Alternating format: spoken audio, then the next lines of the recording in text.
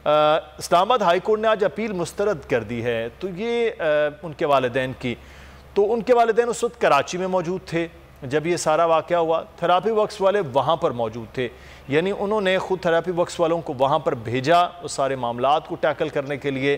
तो क्या Islamabad high court में थेरापी वर्क्स वालों की भी ज़मानत खारिज करने की जो दरख्वास्त है, तो वहाँ उनकी भी दरख्वास्तें अब खारिज हो सकती हैं, ज़मानतें मुस्तरद हो सकती हैं?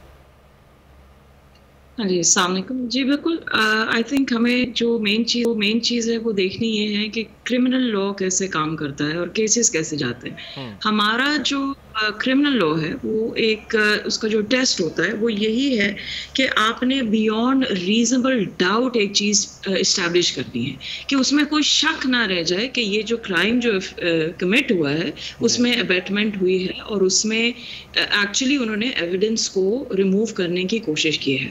जहाँ तक ज़ाहिर जाफर का ताल्लुक है, इस बात का कोई it's an open and shut case, हमारे पास फोरेंसिक इतना जो सर्कमस्टेंशियल एविडेंस है वो इतनी स्ट्रांग है कि ज़ाहिर जाफर को बिल्कुल लग ही नहीं रहा कि वहाँ पे कोई भी गुंजाइश है।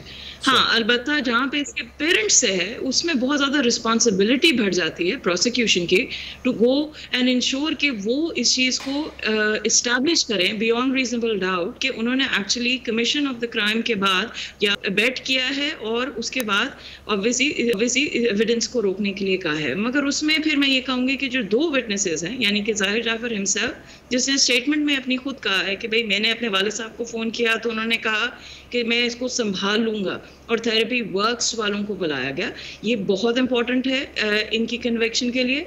और उसके अलावा जो गार्ड है जो उनको फ़ोन करता है 4 बजे और बताता है कि भाई एक लड़की मौजूद है जिससे ये मार रहा है या तशद्दुद कर रहा है, और उसके बाद भी नहीं एक्शन लिया। जो लॉ कहता है वो कहता है रीजनेबल मैन टेस्ट अप्लाई करता है। क्या एक रीजनेबल इंसान वो इस सिचुएशन में क्या वो किस तरीके से एक्ट करता है। सो रीजनेबल मैन टेस्ट अगर आप अप्लाई करते हैं उसके पेरेंट्स पे और थेरेपी वर्क्स पे, मेरे लिहाज से डेफिनेटली रीजनेबल मैन टेस्ट की एम्बिट पे ये फेल होते हैं और इन्होंने वो एक्शन नहीं किया। देयरफॉर बहुत क्वेश्चन राइज होता है और चांसेस बहुत आए हैं कि इनकी फिर कन्विक्शन इस वजह से हो जाए।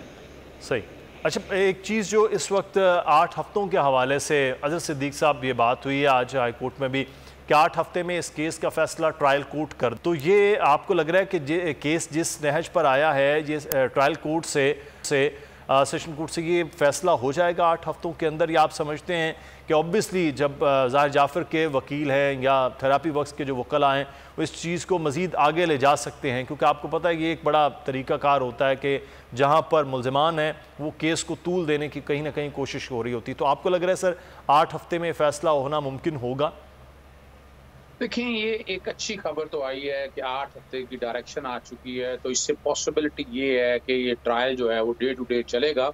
और अगर ये ट्रायल डे टू डे ना चल सका या हफ्ते में 2 हेयरिंग या 3 हेयरिंग ना हो सकी, ज़ैनब का केस आपके सामने है तारीख में अगर देखें तो सुप्रीम कोर्ट ने आज खुद नोटिस दिया था, तो कसूर वाले बच्चे में उस बच्ची का केस जब डे टू डे ट्रायल में गया था तो अल्टीमेटली हमने सब ने इंसाफ होते देखा। फिर हाई कोर्ट ने भी बड़ा जल्दी से टेकअप किया, उन्होंने भी मामले को बड़ा जल्दी से टेकअप कर लिया। लेकिन हमने अमूमन देखा है कि हाई कोर्ट की डायरेक्शन इस तरह की आती रहती हैं और उस पर कंप्लायंस नहीं होती है, और कई रीजंस हैं। यानी जस्टिस हरीट जस्टिस बरेड वाला प्रिंसिपल है कि बहुत तेजी से इंसाफ तो नहीं किया जा सकता, मौका पूरा देना है, एविडेंस शहादतें पूरी हो सकें और एक प्रोसेस पूरा है जो कानून ने फौजदारी कानून ने फराहम किया उस पर अमल दरामद हो सके।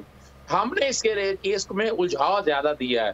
मिसाल के तौर पर जहां तक जाहिद जाफर की बात है, जाहिद जाफर का केस बड़ा मुख्तलिफ है, बड़ा क्लैरिटी के साथ कन्फेशन भी मौजूद है, एविडेंस भी उसके खिलाफ मौजूद है कि उसने वाकई एक प्लान मर्डर किया है। वो एक अलग बात है कि कल वो इसको ज़हनी मरीज के तौर पर ये लेकर आएंगे। आज आप नोट कर लीजिएगा, वो खामोश इसीलिए है कि कल उन्होंने केस को ट्विस्ट करने की कोशिश करनी है ताकि कैपिटल पनिशमेंट से बचा सके, वरना तो ये अमूमन जो केस है ये कैपिटल पनिशमेंट का है। 780 ये लगी नहीं है इसके अंदर। 311 का इजाफा हमने कराया नहीं कि फसाद पे लर्ज आने चाहिए थी, ताकि कल कोई पता नहीं है कल इसमें सुलह की तरफ बातें चली जाएंगी। अल्टीमेट हम देखेंगे एंड में, क्योंकि सोसाइटी का एक आम सा एलिमेंट है, प्रेशर सिविल सोसाइटी का हम कई केसेस में देखते हैं रहे।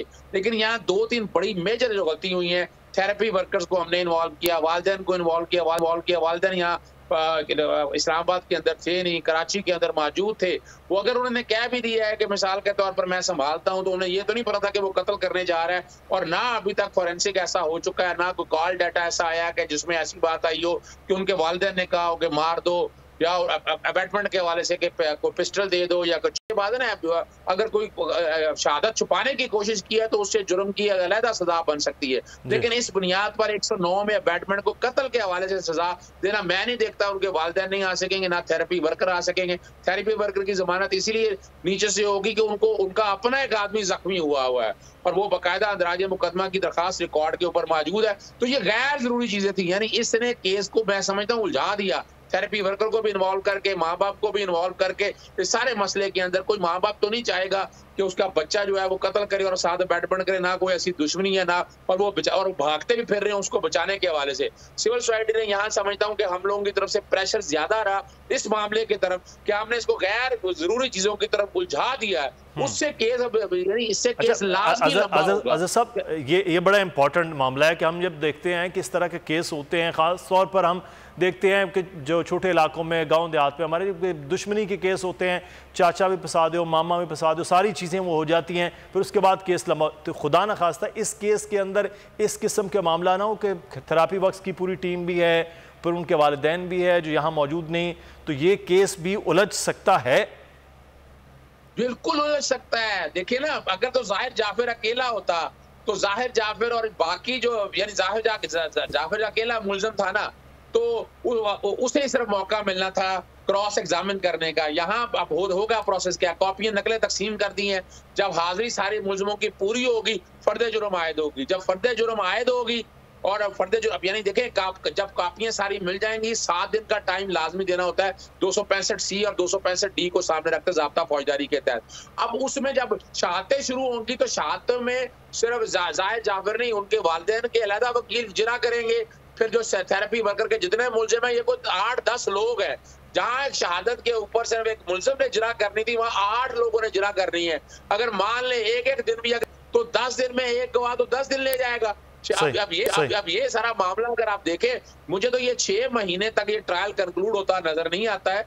कम से कम मैं वक्त से पहले आपको बताता हूँ कि 6 महीने तक भी देखना है कि शहादतें भी पूरी होती है कि नहीं होती।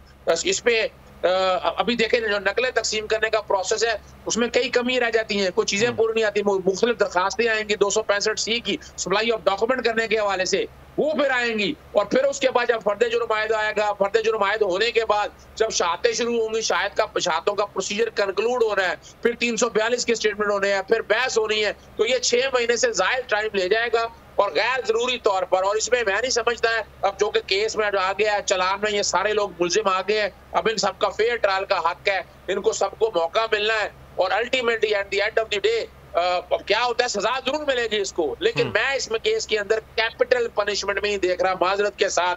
किसी को बुरा लगे या अच्छा लगे कि हमने इस केस को गैर जरूरी दबाव डाल करना, इसका सिंपल सा वे आउट था कि आप आते कोर्ट में कहते हैं कि इसकी ट्रायल इन्वेस्टिगेशन हो जाए मुकम्मल। एक इसमें वैसे इस तरह के केस के अंदर ना, आज अगर आप ऐसे वाकयात को आइंदा रोकने के लिए, क्रिमिनल जस्टिस सिस्टम बेहतर करने के लिए कोई जुडिशियल कमीशन बन जाता, तो उससे भी नतायज आपको अच्छे मिल सकते हैं। लेकिन इसमें नाउमीदी नहीं है। जाहिर जाफर को सजा मिलेगी, लेकिन वक्त से पहले बताता हूँ, मुझे कैपिटल पनिशमेंट होती है उसे नजर नहीं आती। ये बड़ी इंपॉर्टेंट आप बात कर रहे हैं। सब्सक्राइब करें और बेल दबाएं ताकि कोई खबर रह न जाए।